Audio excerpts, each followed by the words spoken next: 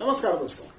सरकार ने एक नेशनल रिक्रूटमेंट एजेंसी बनाने का ऐलान किया है कि नेशनल रिक्रूटमेंट एजेंसी क्या होगी, किसके लिए होगी, इससे क्या फायदा होगा।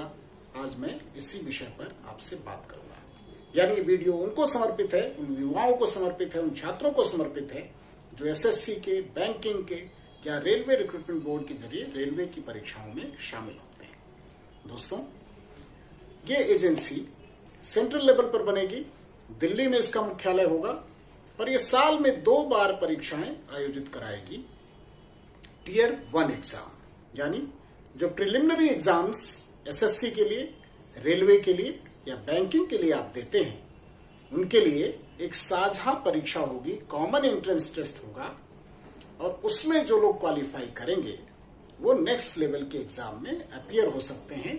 इसमें अर्जित अंक के आधार पे जो एलिजिबिलिटी क्राइटेरिया होगा उसको क्वालिफाई करने के बाद, और ये जो अंक आपको मिलेगा कॉमन एंट्रेंस टेस्ट के जरिए, वो 3 साल के लिए वैलिड होगा। यानी आप इसका इस्तेमाल, इस स्कोर का इस्तेमाल 3 साल तक नेक्स्ट लेवल के एग्जाम के लिए, चाहे वो एसएससी में हो, वो बैंकिंग में हो या रेलवे में हो, उसके लिए आप कर सकते हैं। इसके क्या क्या फायदे हैं, इससे क्या चीजें बदलेंगी, ये मैं आपको समझाने की कोशिश करता हूं। दोस्तों, कॉमन एंट्रेंस टेस्ट का जो सबसे बड़ा फायदा है कि जो मल्टीपल एग्जाम्स देने पड़ते थे आपको, एसएससी का अगर एग्जाम देना है, बैंकिंग का एग्जाम देना है, फिर रेलवे का एग्जाम देना है, अलग अलग डेट पर एग्जाम्स होते हैं, अलग अलग उनका सिलेबस होता है, अलग अलग फीस देनी पड़ती है, अलग अलग जगहों पर जाकर एग्जाम देना पड़ता है।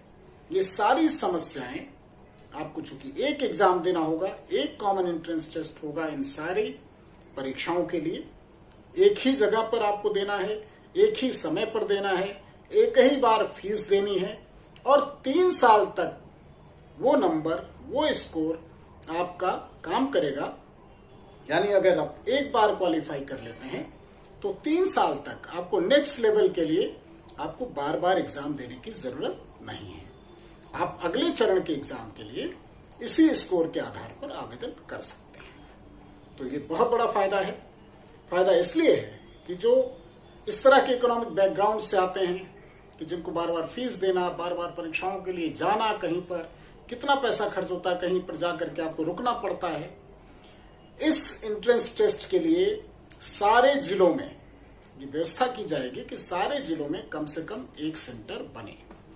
यानी जो रूरल और शहरों का जो गैप था, जो एग्जामिनेशन सेंटर होते हैं अमूमन शहरों में होते हैं, ग्रामीण इलाकों में नहीं होते, तो हर जिले में एक सेंटर होगा और आप अपना सेंटर ऑप्ट कर सकते हैं और अपने आसपास के सेंटर पे एग्जाम दे सकते हैं। अब जो विभिन्न बोर्ड हैं, 50 के करीब परीक्षाएं होती हैं। सारी परीक्षाएं अलग अलग, धीरे धीरे जो कोशिश है कि उन सबको मर्ज करके एक कॉमन एंट्रेंस टेस्ट के जरिए सबको शामिल किया जाए और जो प्रीलिम्स, जिनका एक बेस, बुनियादी जो उनका सिलेबस है, जो लगभग एक होता है, लेकिन अलग अलग परीक्षाएं, अलग अलग पेपर बनते हैं, तो उनका सिलेबस थोड़ा चेंज करके उस हिसाब से परीक्षाएं ली जाती हैं। उनमें एक रूपता लाई जाए और एक सिलेबस हो, एक जैसी परीक्षा हो, एक बार परीक्षा हो, और उसके बाद नेक्स्ट लेवल पे चूंकि आपका स्पेशलाइजेशन होगा तो वो परीक्षाएं अलग अलग होंगी। यानी ये जो एजेंसी होगी, इसके बाद कोई बोर्ड भंग होने नहीं जा रहा। एसएससी अपना एग्जाम लेगा और भी अपनी अपनी परीक्षाएं करते रहेंगे बोर्ड, जो भी रेलवे रिक्रूटमेंट बोर्ड है या फिर बैंकिंग का है। यानी इस एजेंसी के बाद जो सेटअप है उस पर कोई फर्क नहीं पड़ने वाला। केवल एक व्यवस्था है कि जो प्रीलिम्स एग्जाम है, जो फर्स्ट ईयर एग्जाम है, पहले चरण का एग्जाम है, उसको फैसिलिटेट किया जाए और जो मल्टीपल एग्जाम्स बच्चों को शुरू में देने पड़ते हैं और मेंस क्वालिफाई नहीं किया तो अगले साल फिर से वही कवायद करनी है, फिर से प्रीलिम्स देना है, फिर अलग अलग जगहों पर भटकना है, वो भटकाव खत्म हो जाएगा, आपका खर्च कम हो जाएगा, आपको मल्टीपल एग्जाम देने से बचेंगे, आप कंसंट्रेट कर पाएंगे नेक्स्ट लेवल के एग्जाम के लिए। दोस्तों, ये व्यवस्था भी की जा रही है कि इस स्कोर कार्ड की मान्यता प्राइवेट सेक्टर में भी हो, पीएसयूज भी इसका इस्तेमाल कर पाए। जो पीएसयूज अपना एग्जाम लेते हैं उनको भी ये चॉइस दी जाएगी कि अगर वो चाहें तो एक डेटाबेस होगा सारे लोगों का, सारे स्टूडेंट्स का, वो जो नंबर जो उनको स्कोर मिलेगा वो सारा स्कोर अवेलेबल होगा वेबसाइट पे।